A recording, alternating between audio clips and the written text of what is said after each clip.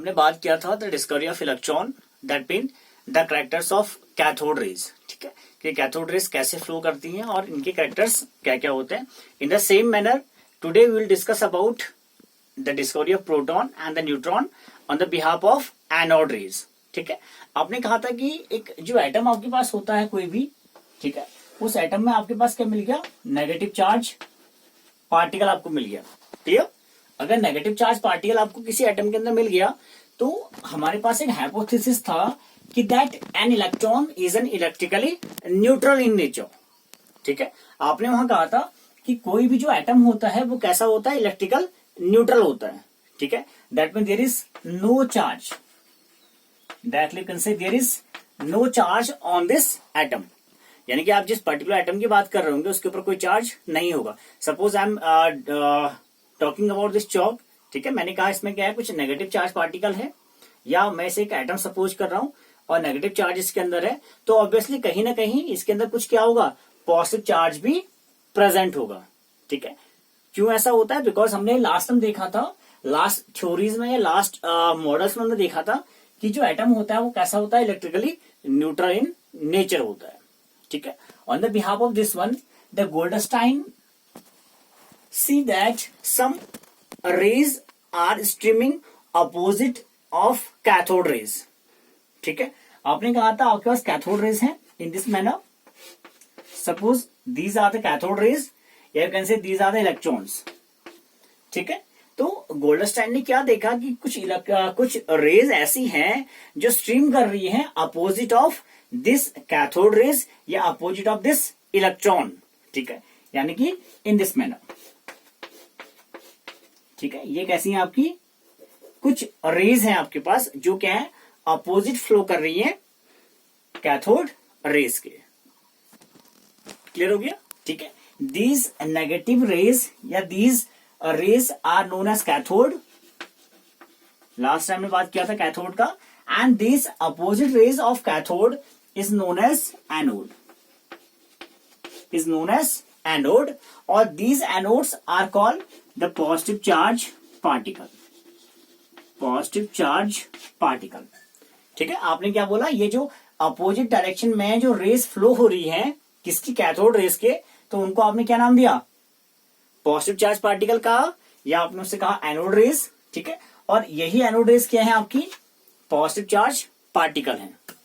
ठीक है, and there are some characters या प्रॉपर्टीज ऑफ एनोड रेस, क्या होती है देख लेते हैं on the behalf of cathode rays.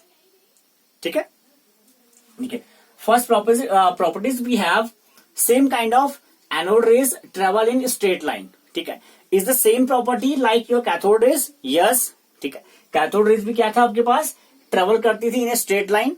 ठीक है, वहां हमने देखा था कि कैथोड रेज भी क्या करती हैं, एक स्ट्रेट पाथ में ट्रेवल करती थी।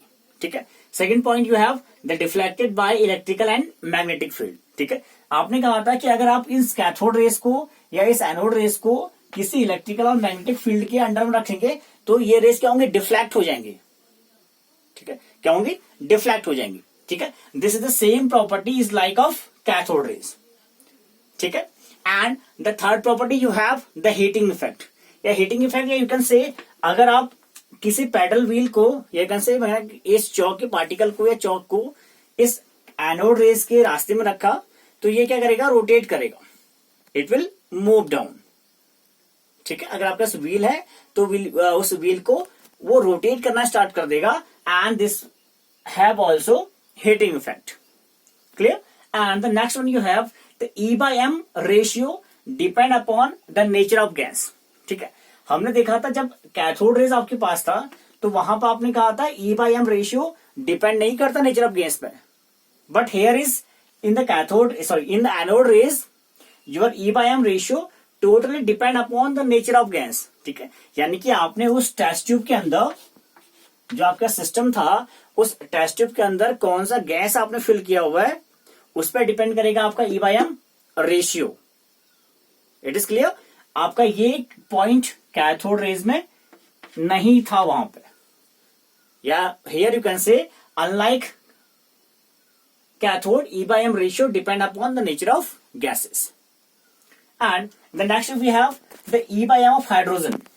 ठीक है, देखिए कितना होता है 9.58 इंटू 10⁻7 कूलम पर केजी। ठीक है, यहां पे हम एक बात नोट करेंगे कि आपका जो e by m of hydrogen होता है, this one is the maximum. ये क्या होता है? Maximum. This one is maximum. Clear हो गया? That mean the e by m of hydrogen is maximum, that mean 9.58 into 10⁻7 coulomb per kg आपके पास होता है। ठीक है, and obviously we know that कि चार्ज कितना होगा इस एनोड का या इस पॉजिटिव चार्ज पार्टिकल का 6.022 10⁻19 कूलम। क्यों ऐसा होता है? Because this charge is also is in electron. ठीक है, इलेक्ट्रॉन के पास भी इतना ही चार्ज हुआ करता था। ठीक है, क्यों आपने ऐसा लिया? बिकॉज हमने कहा था कि कोई एटम कैसा होता है? इलेक्ट्रिकली न्यूट्रल इन नेचर होता है। अगर आपके पास नेगेटिव चार्ज है तो fix number of negative charge is always equal to fix number of positive charge. ठीक है, यानी कि किसी भी एटम में जितना नेगेटिव चार्ज होगा उतना ही क्या होगा? पॉजिटिव चार्ज भी होगा। बात समझ गए? ठीक है, और वो कितना होगा? Unit positive of this one, that mean the charge of this positive charge is plus 6.022 10⁻19 coulomb. And next you have the mass, you can say e by m ratio. ठीक है, charge by mass ratio you have. ठीक है, here the charge of this positive charge particle and this is the mass of the hydrogen. Why we are taking hydrogen? Because hydrogen have the maximum E by M ratio. Clear? And it will comes approximately 1.67 into 10⁻27 kg. You can say this is the mass of your positive charge particle. And overall after that, this anode rays, yeah, this positive charge particle, we can say it is known proton. This known proton. Clear? यानी कि आपका हमने कहा था जो cathode rays को हम क्या बोल सकते हैं? इलेक्ट्रॉन बोल सकते हैं। इन द सेम मैनर यहां हम लोग एनोड रेस को क्या बोल सकते हैं? प्रोटॉन बोल सकते हैं। और प्रोटॉन का नेचर कैसा होता है? पॉजिटिव इन नेचर होता है। And the charge on proton is 1.6.022 10⁻19 coulomb you have and the mass is 1.67 10⁻27 kg. Clear? This is the mass of proton and this is the charge of proton. ठीक है, और कौन इसके लिए आपका discover किया था? गोल्डस्टाइन। ठीक है, because Goldstein is observe that the some rays are streaming opposite of cathode rays. ठीक है, इन्होंने ही देखा था कि कैथोड रेज के अपोजिट डायरेक्शन में क्या है? कुछ रेज स्ट्रीम कर रही हैं। क्लियर? और इसी पॉजिटिव रेज को आपने क्या नाम दिया? एनोड नेम दिया। And this is all about the discoveries of proton. After discovery of proton, we have a neutral particle called neutron. ठीक है, आपने कहा आपके पास क्या मिल गया? One is a negative charge particle and one is you have the positive charge particle. ठीक है, after that it's feel that in any atom there are some neutral particle are also present. ठीक है, you can say there are some electrically neutral particle are present. ठीक है, तो उसको देखा किसने? चैडविक ने। ठीक है, that mean the discovery of neutron is done by the Chadwick. ठीक है, चैडविक ने क्या किया? सिंपली इन्होंने एक थिन शीट ऑफ बेरिलियम लिया और उस बेरिलियम पे आपने क्या करवाया? अल्फा पार्टिकल का बम्बार्डिंग करवाया। ठीक है, after the bombarding of alpha particle you see that you have some neutral particle. ठीक है, यानी कि बेरिलियम पर आप क्या करवा रहे हैं? अल्फा पार्टिकल के बम्बार्डिंग करवा रहे हैं। ठीक है, alpha particle we know that. ठीक है, आपके पास एक ये होता है helium with the atomic number 2 and the mass is the 4।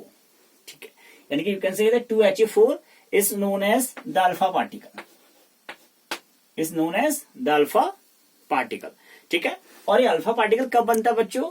जब आप इस हीलियम के दो इलेक्ट्रॉन को क्या निकाल लेंगे? बाहर निकाल लेंगे। ठीक है, यानी कि कैसा बन जाएगा? He2 पॉजिटिव बन जाएगा। बट हमें ये भी पता है, ठीक है, कि जो आपका हीलियम होता है वो इनर्ट गैसेस होता है। ठीक है, और उसके आउटर मोस्ट सेल से इलेक्ट्रॉन निकालना बहुत डिफिकल्ट होता है। ठीक है, आपके कर रहे हैं, इलेक्ट्रॉन को रिलीज कर रहे हैं, तो चार्ज कैसा आएगा आपका, positive charge, and now this is become the alpha particle. Why I am saying that, because the alpha particle are very energised particle. ठीक है, बहुत ज्यादा एनर्जी होता है इस अल्फा पार्टिकल के पास. ठीक है, अगर आप इस एटम को देखें या इस स्ट्रक्चर को देखें, ठीक है, तो यहां पर कोई भी आपको एनर्जाइड पार्टिकल नहीं सोच सकते. Why, because here is electrically neutral.